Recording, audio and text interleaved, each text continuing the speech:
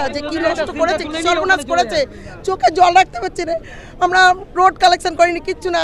আমরা পাড়ার থেকে চাঁদা তুলে মেয়ে ছেলেরা, ঘরের বউরা, আমরা কোনো দিন যে না তাই ছেলেরা বলেছে আমরা এবারে পাচ্ছি না, আমাদের সময় নেই, তোমরা যদি পারো করো। আমরা করে এই পুজোটা আজকে একটা ছেলে মেলে ভাগ করে এই দুটো পার্টি করে নিল। জীবনের প্রথম এই 34 বছর কি 36 বছর হচ্ছে আমাদের এই পুজো। সেই পুজোটা এই নষ্ট করলো করে এবারে মাকে ফেলে আগুন দিয়ে, আজকে মহা অষ্টমী, আমরা সব উপোস করে আছি। আজকে মহা অষ্টমীর দিন আজকে মাকে ফেলে মার গায়ে আগুন ধরিয়ে মুখ থুবড়ে মাকে ফেলে দিয়েছে। এ দৃশ্য মানতে পারছি না। কারা করেছে আমরা বুঝতে পারছি, কিন্তু আপনারা তদন্ত করুন, আপনারা করুন তদন্ত।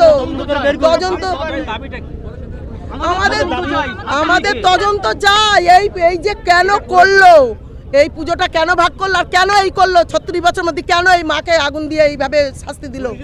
আমরাও মেয়ে ছেলে, মার কষ্ট মানে আমারও কষ্ট পাচ্ছি। দেখুন, আমি এটা যতদূর জানি বহু পুরনো পুজো, অনেক বছর ধরে এই পুজোটা হচ্ছে, কিন্তু এইরকম মর্মান্তিক ঘটনা সত্যি খুব দুঃখজনক। মানে যে ঘটনাটা ঘটেছে এটা মেনে নেওয়া যায় না। আমরা সবাই মর্মাহত, কিন্তু কিভাবে এটা হলো, কেন হলো আমরা জানি না। এটা তদন্ত সাপেক্ষ, নিশ্চয়ই তদন্ত হবে। এখানে ওসি এসছেন,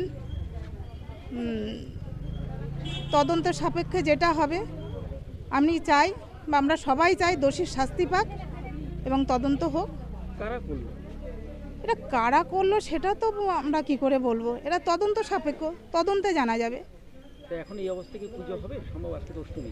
হ্যাঁ, অষ্টমী পুজো তো আর বন্ধ থাকবে না। মায়ের পুজো, মায়ের এত বড় একটা দুর্ঘটনা ঘটলো, তারপরে পুজোটা বন্ধ রাখা আমার মনে হয় ঠিক না। পুজোটা নিশ্চয়ই হবে।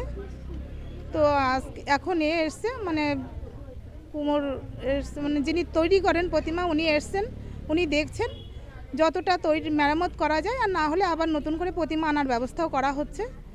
আর ঘটে পুজো কি হয়েছে, ঘটনাটা কি হয়েছে? আমি তো 5:45 নাগাদ আমাকে ম্যাডাম ফোন করেছিলেন। তার আগে এখানে স্থানীয় আমার হাজব্যান্ডকে কেউ একজন ফোন করেছিলেন ওই একই সময়ে। তো এইরকম, এটা তো একটা মানে আপনি কি দেখলেন? আমি এসে দেখলাম মায়ের মূর্তিটা পড়ে আছে এবং পিছন থেকে আগুনটা ধরিয়ে দেওয়া হয়েছিল। মানে ধরিয়ে দেওয়া হয়েছিল কিভাবে লেগেছিল জানি না, পিছন থেকে দেখলাম আগুনটা লাগানো আছে এবং মা পুরো উবুড় হয়ে পড়ে আছে। এটা সত্যি মেনে নেওয়া যায় না। এর মানে দৃশ্যটা দেখে আমাদেরও চোখে জল এসে যাচ্ছে, মানে এতটাই মর্মান্তিক ঘটনা। তো